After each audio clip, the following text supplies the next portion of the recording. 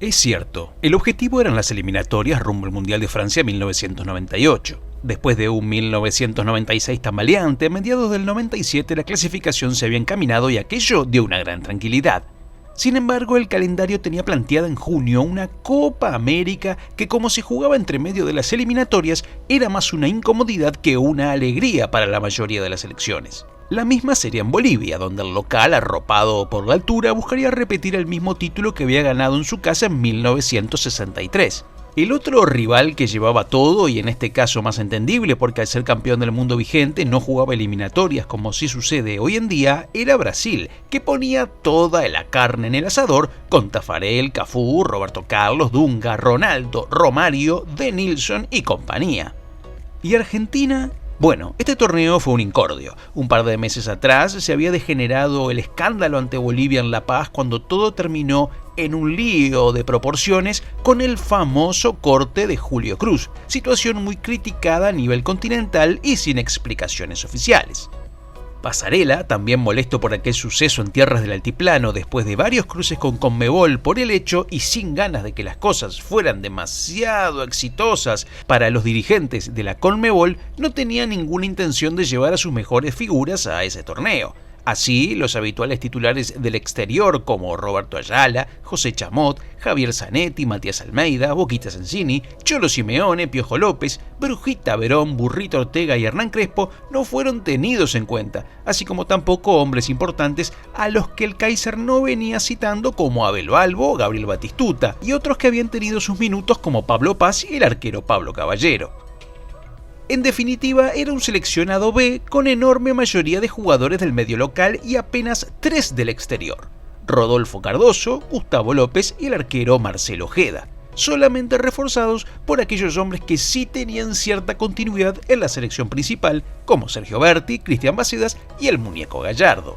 La idea era consolidar a estos jugadores y probar y darles mayores opciones de lucimiento al resto pensando en los puestos vacantes para el Mundial de Francia.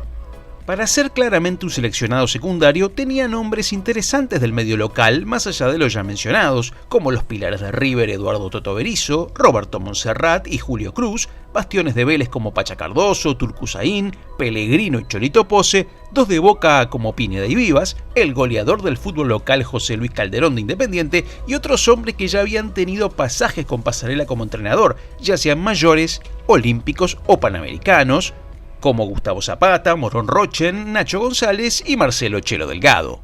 En una visión del pasado, a Pasarela se le ocurrió numerar alfabéticamente a sus jugadores en las camisetas, como había sucedido solo de forma pura en 1978, es decir, sin concesiones a nadie, como fueran a Maradona en el 82, 86 y 90, al mismo Pasarela y Valdano en el 86 y al resto de los campeones del mundo del 86 que mantuvieron sus números después de este torneo, a pesar de que lógicamente por orden alfabético le hubieran correspondido otros en los posteriores certámenes.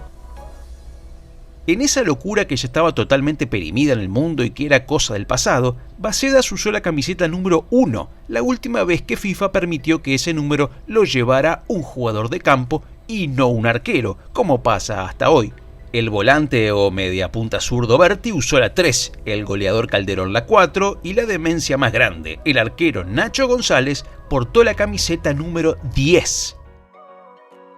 Sí, la de Diego, y algo que muchos vieron como un tiro por elevación del Kaiser a Maradona en medio de su histórica pelea que todos los días escribía un nuevo capítulo.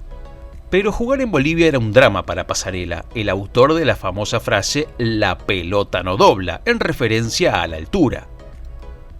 Además, mientras Argentina tenía que jugar en la sede de Cochabamba a 2.600 metros de altura, algo que afectó a muchos jugadores, Brasil se divertía en los 400 metros, sí, 400 metros de Santa Cruz de la Sierra. Había ganas de una final cantada. Las condiciones de entrenamiento tampoco eran las mejores, la infraestructura no era la necesaria y poco después se constató que no había agua caliente en el estadio, por lo que después de los partidos los jugadores tendrían que irse a bañar a la concentración en pleno invierno. Otra dramática, Montserrat se lesionó antes del torneo de una forma que no tiene parangón. En una manteada, entre tantos golpes amistosos, lo lesionaron de una patada en el isquiotibial derecho. Uno menos. Jugada por jugada, la selección debutó en el Félix Capriles el 11 de junio con un 0-0 ante Ecuador ante apenas 15.000 espectadores. Partido totalmente olvidable. Se jugó con Nacho González, Martínez, Rochen, Pellegrino, Cardoso, Zapata, Usain, Cardoso, López, Delgado y Cruz, ingresando posteriormente el Muñeco Gallardo y José Luis Calderón. El 14 de junio la victoria era imperiosa ante un Chile que tampoco llevó a sus estrellas Salas y Zamorano. Fue triunfo justificado de 2-0 con goles de Berti y el Muñeco Gallardo en los últimos 5 minutos de partido. Tampoco dio para nada. La altura en general quitaba ritmo a los equipos del llano. Entre eso y que los seleccionados, salvo algunos pocos, no eran los mejores, el espectáculo no estaba nada asegurado. Y a la gente tampoco le importaba. No concurrieron ni 10.000 personas a la cancha aquel día. Pasarela sacó a Nacho y puso a Ojeda. La saga fue la misma: Martínez, Rochen, Pellegrino, Cardoso. Bacedas entró por Usain en el medio, se mantuvieron Zapata, Cardoso y Delgado y entraron Gallardo y Calderón por López y Cruz. Durante el partido ingresaron Berti y el citado Julio Cruz. El trabajadísimo empate 1-1 ante Paraguay el 17 de junio ante menos de 8.000 almas en el Félix Capriles, a nadie ya le interesaba nada, aseguró el pasaje de Argentina a cuartos de final, aunque se logró de forma agónica en el último minuto gracias a un gol de penal de Gallardo, jugador que había empezado con su karma en esa copa fallando uno con el partido 0-0. Chilaver, una de las pocas figuras que habían concurrido a Bolivia, había convertido por la misma vía a los 73 minutos y había puesto en juego la clasificación. Rochen, para colmo, se fue expulsado. Pasarela puso en cancha a Roa, Vivas, Rochen, Pellegrino y el Pacha Cardoso, Bacedas, Zapata, Rodolfo Cardoso, el Muñeco Gallardo, Delgado y Calderón, ingresando posteriormente el Cholito Pose y Julio Cruz.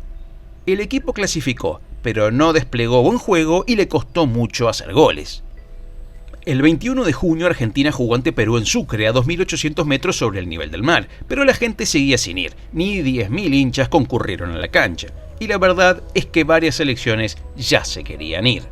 El Kaiser puso al final al mejor 11 que vio desde que comenzó el torneo: Roa, Pineda, Vivas, Berizzo, Cardoso, Bacedas, Zapata, Gallardo, Rodolfo Cardoso, Delgado y Cruz, ingresando luego Jorge Martínez, Sergio Berti y el Cholito Pose.